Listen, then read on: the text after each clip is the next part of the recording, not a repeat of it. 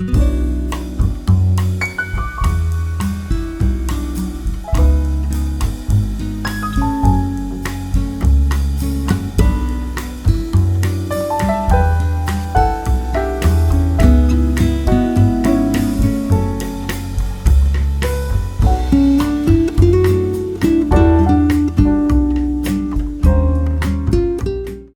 Indonesia bersama rekan-rekan di sejumlah daerah, saya kira meyakini ya bahwa situasi masyarakat sipil hari ini serba sulit.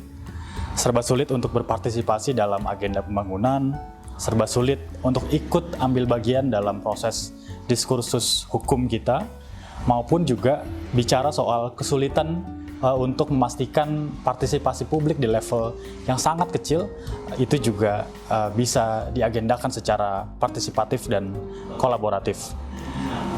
Banyak hal teman-teman yang kemudian membuat kita semakin yakin bahwa sebetulnya elemen masyarakat sipil hari ini adalah harusnya menjadi aktor utama penguatan agenda demokratisasi kita. Kita melihat misalnya hari ini teman-teman bagaimana pemerintah kita bersama parlemen baik di level pusat maupun di daerah itu sama-sama bermitra begitu ya untuk menggolkan sejumlah kebijakan maupun regulasi yang nampaknya sama sekali tidak memberikan benefit yang luas bagi masyarakat. Korupsi itu karena perspektif saya adalah pandangan dari hukum, korupsi itu bukan hanya semata-mata tindakan melawan hukum, cuman lebih dari itu adanya tindakan degradasi moral. Sehingga kelompok pemuda ini yang memiliki pemikiran yang lebih murni, pemikiran yang tidak dalam tanda kutip, kita belum punya pemikiran secara pragmatis yang besar, dan kita tetap mengedepankan adanya idealisme tadi itu, maka kita harus bisa memotong adanya praktik-praktik demikian, kita harus bisa memotong adanya degradasi moral yang demikian. Korupsi di Indonesia sudah sangat luar biasa parah. Pelakunya itu bukan hanya pejabat-pejabat penting, orang-orang petinggi, tapi juga sampai ke level desa. Ada kepala-kepala desa yang memang sudah menjadi pelaku korupsi gitu. Jadi kita berharap bahwa anak muda ini terus ikut berpartisipasi aktif di semua level, baik itu di level kampung gitu kan, di level kabupaten, provinsi gitu, untuk mereka terlibat aktif mengkampanyekan anti korupsi ke semua sektor tersebut. Kalau ngomongin korupsi itu kan dikatakan korupsi apabila terjadi kerugian uang negara. Nah, dari mana sumber uang negara? Nah, uang negara itu kan datang dari masyarakat nih, melalui pajak dan retribusi. Sehingga korupsi perlu untuk menjadi perhatian semua orang, baik itu orang tua, semua termasuk anak muda di dalamnya. Karena anak muda yang di masa sekarang ini kan ingin mewarisi sesuatu yang baik di masa depan. Nah, kalau dari sekarang tidak dikasih perhatian, terus seluruh anggaran yang sudah dikasih habis dikorupsi, apa yang diharapkan dari anak muda di masa depan nanti?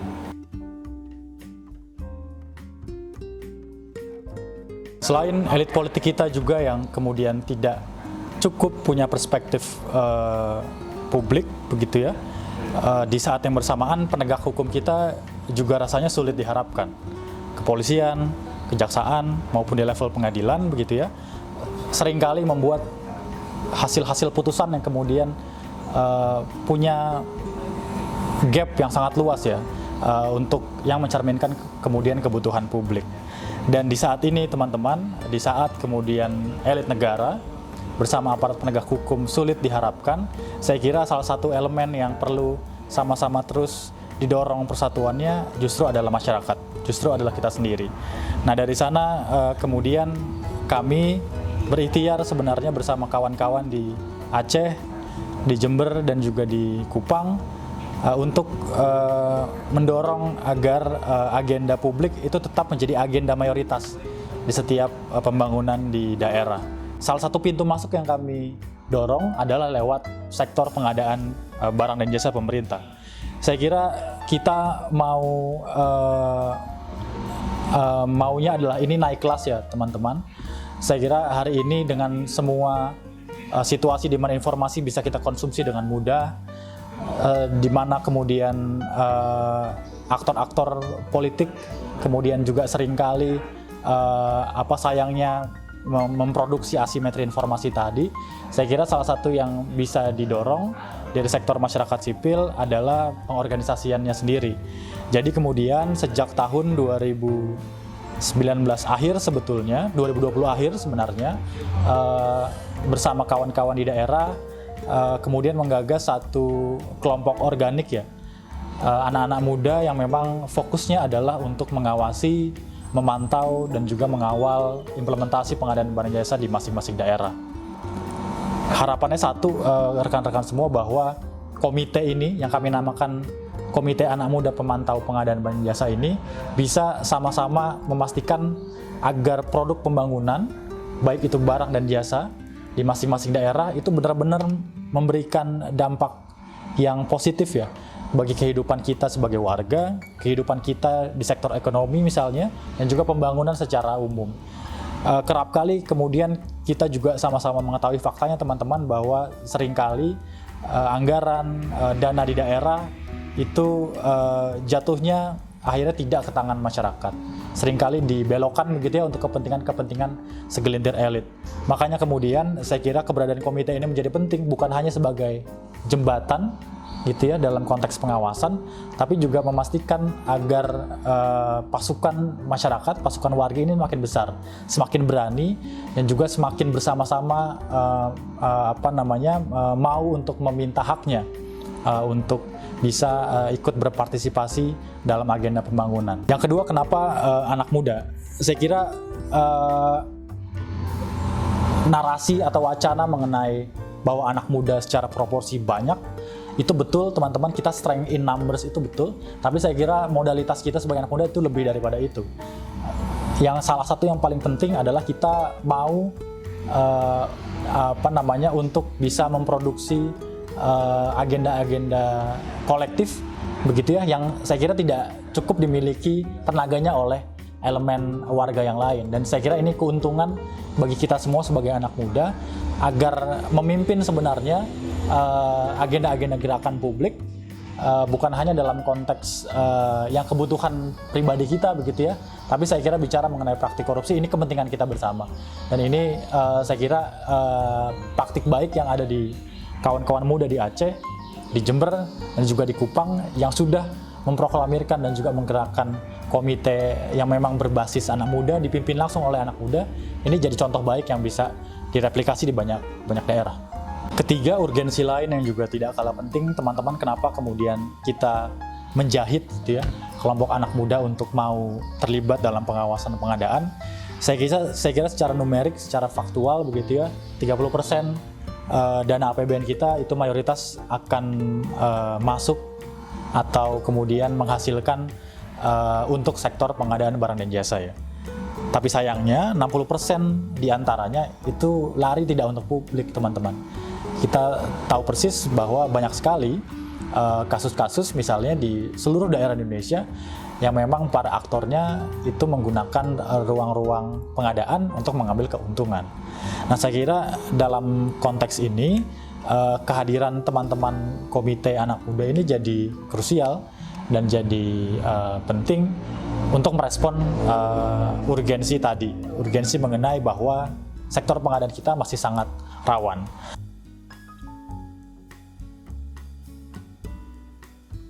Sebenarnya bagus sekali ya Komite Anak Muda Pemantau Barang dan Jasa ini, sangat luar biasa.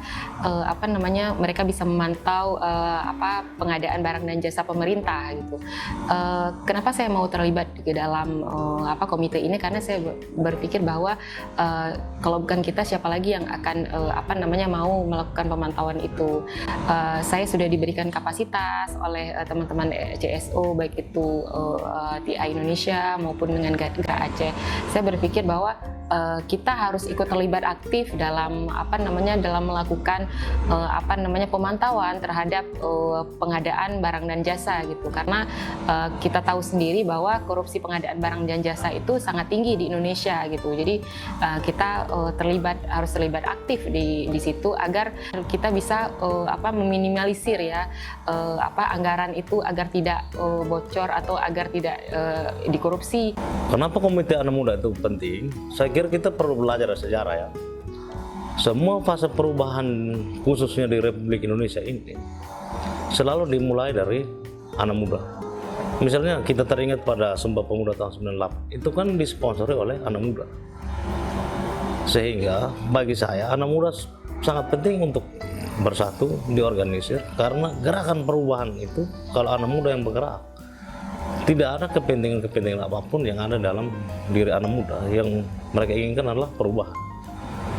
Nah, sehingga setelah kami membentuk Komite Anak Muda di Kupang, Komite Anak Muda Pemantau Pengadaan Barang dan Jasa, kami kemudian belajar bersama-sama dengan kawan-kawan dari Transparansi Internasional Indonesia di Jakarta, belajar tentang anti korupsi, belajar tentang bagaimana memantau, kenapa korupsi itu harus dipantau. Kemudian kami melakukan pemantauan. Pemantauan tersebut sebagai langkah awal untuk mengetahui kenapa orang melakukan korupsi, mulai dari mana sebenarnya korupsi itu dilakukan. Nah, setelah kita belajar, kita menyadari bahwa sebenarnya proses korupsi itu dimulai dari awal perencanaan pembangunan di daerah atau di desa atau di kampung di negara ini. Biasanya yang terjadi adalah ketika warga dilibatkan secara undang-undang karena wajib melibatkan masyarakat di dalam perencanaan, misalnya mulai melalui musrembang, tapi di ujungnya ketika pembangunan jalan itu kan tidak dikawal lagi. Nah, kita ingin komite mulai dari proses perencanaan sampai penganggaran, kemudian pelaksanaan pengadaan barang dan jasa, sampai evaluasi, itu anak muda harus terlibat untuk memastikan bahwa duit negara itu tidak disalahgunakan. Karena ujung dari pengadaan barang dan jasa itu adalah meningkatkan kesejahteraan rakyat. Nah, rakyat harus mendapatkan hasil terbaik dari apa yang sudah dia kontribusikan kepada negara.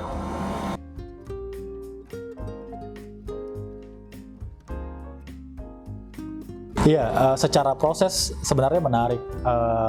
Kita tentu TI sudah punya sedikit banyak pengalaman dalam konteks pengorganisiran kawan-kawan muda, tapi mungkin dengan situasi kondisi demokrasi saat ini, tentu ada sejumlah pendekatan yang disesuaikan. Yang kemudian jadi prioritas bagi kita semua adalah memastikan bahwa kebutuhan intelektualisme kawan-kawan muda ini harus terpenuhi. Jadi kemudian kita berinisiatif bersama kawan-kawan untuk memastikan bahwa konteks pelatihan, mengembangkan kapasitas, sampai kemudian uji coba pengawasan pemantauan pengadaan misalnya ya, itu bisa dilakukan secara komprehensif dan juga partisipatif. Selama 1,5 tahun ini teman-teman kita bekerja dalam konteks itu. Dan saya kira uji coba pemantauan yang dilakukan teman-teman sudah cukup menghasilkan sedikit banyak dampak, walaupun tentu ini masih panjang. Dan yang kedua, kita juga kemudian menyampaikan ya sejumlah hasil dari temuan dari agenda pemantauan kita ke sejumlah stakeholders penting. Misalnya pemerintah, dalam beberapa waktu terakhir teman-teman kita mengunjungi sejumlah dinas misalnya yang terkait. Kita fokus misalnya di Aceh untuk dorong transparansi dan akuntabilitas di sektor pendidikan. Di Jember kita di isu tata kelola desa, sementara di Kupang banyak garap di isu kebencanaan. Dan saya kira kita sudah cukup banyak berdialog ya dengan aktor-aktor pemerintah, dinas-dinas maupun sebenarnya OPD-OPD lain yang terkait. Dan dari sejumlah agenda pertemuan tersebut, saya kira satu hal kunci yang perlu dijaga bersama adalah memastikan ruang-ruang dialogis antara warga dan pemerintah itu tetap tercipta, dan keberadaan komite sekali lagi itu jadi penting untuk menjaga dialog tersebut tetap terjadi begitu. Beberapa hal yang sudah kita lakukan, salah satunya kalau di Kabupaten Jember yang sudah kita pantau, salah satunya kita terlibat di dalamnya untuk melakukan pemantauan pasca pelaksanaan pembangunan infrastruktur yang ada di Jember. Salah satunya adalah pembangunan drainase di lingkup Jalan Tidar, lingkup Jalan Cendrawasih, dan juga Jalan Merak. Salah satu temuan kita, nyatanya Jalan Tidar sepanjang itu yang hampir 1,5 kilo, kemudian Jalan Cendrawasih dan juga Jalan Merak yang hampir 2 kilo lebih, nyatanya pembangunan drainase yang dilakukan oleh pemerintah daerah hanya sedikit. Dan wilayah Jalan Tidar sebagian kecilnya itu adalah wilayah yang cukup sering dilanda banjir. Setiap tahun pasti banjir, setiap tahun pasti jalan rusak, dan setiap tahun pasti diperbaiki. Artinya apa? Di sini ada tindakan pembuang-buangan anggaran. Pembuang-buangan anggaran. Kenapa? Karena dari perencanaan yang tidak matang, kemudian dari pembangunan yang asal-asalan, sehingga ketika kita potret, ketinggian dari jalan itu lebih rendah daripada drainasenya. Ini kan sebuah hal yang saya rasa ini tindakan yang disengaja. Kenapa? Karena tidak mungkin seseorang penyedia dapat melakukan kerjaan yang diamanahkan oleh pemerintah daerah tidak memiliki kualifikasi ataupun tidak memiliki standar bagaimana dia melihat sebuah rancang bangun yang jelas. Artinya ketika itu sudah terjadi demikian, berarti ada tindakan yang asal-asalan. Nah, ini juga berkaitan dengan pemerintahan yang tidak menyaring secara benar, tidak menelaah secara benar, menyeleksi secara benar penyedia yang mau diambil gitu.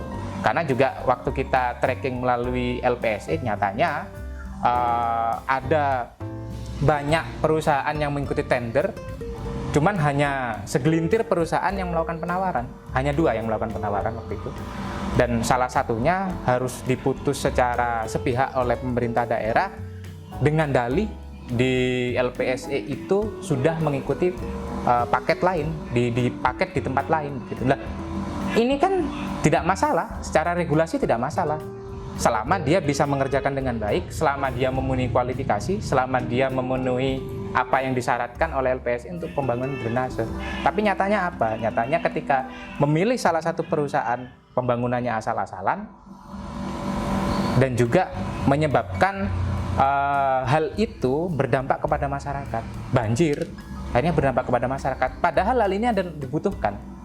Hal ini dibutuhkan masyarakat, dan masyarakat menginginkan adanya pembangunan yang baik, perencanaan yang matang, karena sesuai dengan kebutuhannya mereka secara luas, secara potret, secara umum. Salah satu hal yang kita teliti itu, dan kita sudah melakukan soundingan itu, dan kita juga sempat memberitakan hal ini dan dimuat di Radar menjadi headline news. Itu yang sudah kita lakukan di Jember untuk teman-teman komite. Kita di Komite Pemantau Barang dan Jasa Kota Banda Aceh itu kita memantau 3 kasus ya. Ada kasus wastafel, pembangunan wastafel, terus juga ada kasus pengadaan sapi kurus, juga ada pengadaan aplikasi Tokopedia. Saya sendiri fokus untuk proses pemantauan terhadap pengadaan wastafel yang ada di 39 titik di Provinsi Aceh. Saya melihat kasus wastafel ini sangat-sangat tidak sesuai dengan aturan gitu ya, karena dengan dana 44 miliar prosesnya dengan pengadaan langsung seperti itu, dan proses pembangunannya yang memang tidak sesuai gitu ya. Ada sebagian besar dari wastafel yang dibangun oleh yang diajukan oleh Dinas Pendidikan Aceh itu sebagian besarnya rusak, tidak bisa digunakan, tidak bisa dimanfaatkan gitu ya. Ada pipa-pipa yang tidak tersambung dengan baik, airnya tidak keluar situ, dan akhirnya ini tidak bisa dimanfaatkan oleh penerima manfaat, yaitu siswa dan juga guru-guru yang ada di sekolah seperti itu. Saya melihat setelah kita melakukan pemantauan terhadap terhadap wastafel ini setelah kita laporkan gitu ya, setelah kita tidak kita advokasi, ternyata memang ini ada kesalahan penggunaan anggaran di situ gitu ya, ada kerugian negara di situ gitu. Jadi sekarang kasus tersebut kan sudah dilimpahkan ke kepolisian, dan saat ini sedang ada pemeriksaan saksi karena prosesnya sudah beberapa bulan yang lalu, dan sekarang masih sedang diproses juga karena ini melibatkan banyak rekanan gitu, dari ada sekitar 300-an rekanan yang terlibat dalam proses pembangunan wastafel ini. Ya, ada satu persoalan yang kami anak muda melakukan pemantauan, yaitu di Kelurahan Babau, Kecamatan Kupang Timur, Kabupaten Kupang. Itu ada jalan negara, di mana di jalan negara itu ada jembatan. Dan di jembatan itu kemudian dibangunlah tembok penahan, karena tembok penahan itu pernah rusak waktu badai siklon Seroja melanda wilayah Nusa Tenggara Timur. Nah, setelah dilakukan pemantauan, hasil dari pemantauan itu kami publikasikan melalui konferensi pers yang dilakukan oleh Komite Anak Muda Pemantau PBJ Kupang.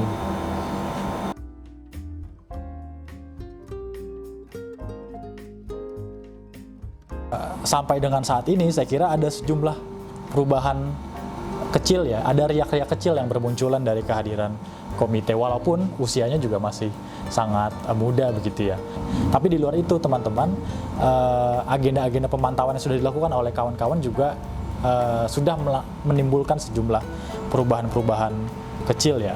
Saya melihat ada perubahan ya, perubahannya ketika kita setelah audiensi dan advokasi dengan Dinas Pendidikan, mereka akan mencoba dan berkomitmen untuk kedepannya akan ada perencanaan pembangunan untuk didiskusikan dengan masyarakat gitu.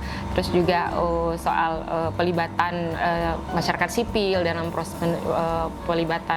sipil dalam proses perencanaan, dalam pelaksanaan, monitoring dan evaluasi. Syukurlah setelah dilakukan konferensi pers itu, pihak pelaksana yang mengerjakan pekerjaan itu kemudian melakukan perbaikan. Ini mau menunjukkan bahwa ketika gerakan ini dilakukan secara bersama-sama dan kemudian kita memberikan tekanan kepada pelaksana sebagai penyelenggara layanan publik, maka ada perubahan. Nah, ini sebenarnya bisa menjadi contoh yang baik bagi siapapun di Indonesia ini, khususnya NTT dan Kupang. Ketika melihat persoalan itu tidak boleh diam. Ketika kita diam, maka apa yang dilakukan oleh pemerintah atau penyelenggara layanan publik itu dianggap baik. Tapi ketika kita memberikan kritik atau saran atau apapun itu yang sifatnya konstruktif, maka pasti akan ada perubahan. Saya melihat dari sisi masyarakatnya terlebih dahulu. Kita di sini juga nggak bekerja sendirian karena kita tahu bahwasanya hal ini adalah konsumsi publik dan publik harus tahu. Maka salah satu cara yang kita lakukan adalah kita menggait beberapa kelompok entitas masyarakat lainnya. Salah satunya yang berbasis teman-teman kelompok disabilitas, yaitu ada Perpenca, kemudian ada teman-teman dari kelompok perempuan juga kita bawa. Dari adanya forum-forum yang demikian membuat kita mengkampanyekan anti korupsi yang lokus pemantauannya ada di pengadaan barang dan jasa. Kita bisa menggandeng banyak pihak sehingga sedikit banyak masyarakat mulai memiliki pikiran terbuka, masyarakat mulai memiliki inovasi yang menginginkan turut serta dalam proses apapun yang terjadi di pemerintahan, khususnya pada wilayah pengawasan pengadaan barang dan jasa. Untuk di wilayah pemerintah daerah sendiri, hal ini bukan berarti ketika kita memberikan sebuah temuan-temuan di lapang seperti ini tidak berarti kita mencari kesalahan-kesalahan pemerintah. Ketika memang itu sebuah kesalahan, ya ayo kita bekerja sama untuk saling melakukan evaluasi agar kedepannya lebih baik lagi begitu. Dan adanya sinergitas antara kita dengan pemerintah lokal, pemerintah daerah, agar kebutuhan-kebutuhan dari masyarakat bawah sebagai penyambung lidah kita agar kebutuhan-kebutuhan masyarakat bawah bisa didengar oleh pemerintah daerah, dan juga pemerintah daerah bisa memberikan hak yang sama kepada masyarakat secara umum. Begitu.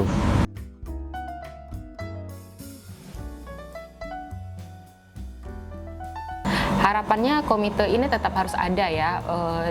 Mereka harus terus bermanfaat untuk orang lain gitu, bermanfaat untuk mengurangi angka-angka korupsi di Indonesia, khususnya kami di Aceh gitu ya.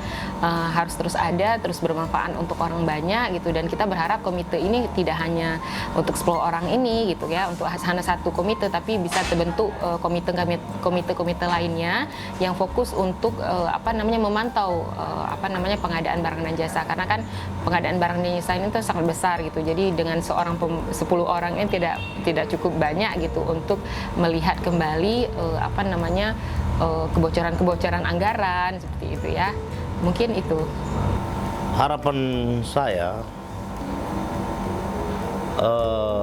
yang paling penting itu adalah anak muda itu selain belajar mengembangkan kapasitas dirinya, juga penting untuk melihat persoalan-persoalan sosial yang ada di sekitar lingkungannya.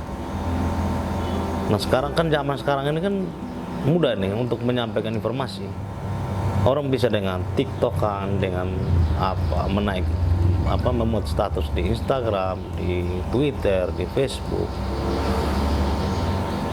Itu adalah bagian dari kita menyampaikan informasi bahwa ada problem pembangunan di sini.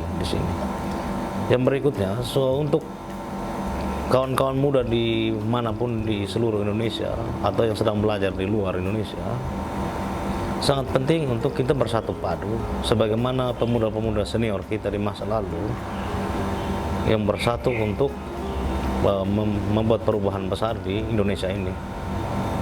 Misalnya di masa pendudukan Belanda, anak-anak muda aktif mengorganisir diri, kemudian masuk ke pemerintahan Indonesia di Orde Lama ketika terjadi persoalan di Indonesia ini, anak muda bergerak melalui peristiwa 1965 itu, kemudian tahun 98 pemerintah diktator Soeharto itu digulingkan secara paksa oleh anak muda, dan itu dilakukan oleh anak muda. Jadi ketika anak muda bergerak, maka saya yakin tidak ada yang mampu membendung gerakan-gerakan anak muda. Yang paling penting adalah kita semua bersatu, tidak apatis terhadap persoalan yang ada di lingkungan sekitar kita. Harapan saya ke depannya, karena kita memang basisnya adalah anak muda, semakin banyak entitas anak muda yang bisa terlibat semakin bagus, semakin kita bekerja sama semakin bagus, semakin kita menjadi mitra kritis semakin bagus. Artinya apa? Artinya dalam hal ini kita juga sama-sama menjaga idealisme dari pemuda, kita juga sama-sama menjaga pikiran murni dari pemuda, dan juga kita sama-sama mendorong adanya inovasi di wilayah kemudaan. Khususnya bagaimana kemudian kita bisa mengatasi degradasi secara moral, degradasi secara pemikiran, yang itu yang akan kita lakukan ke depannya. Sehingga bersama-sama kita bisa mewujudkan negara dengan demokrasi yang lebih baik lagi, kita bisa mewujudkan adanya perkembangan yang lebih baik lagi, terutama pada sektor kepemudaan.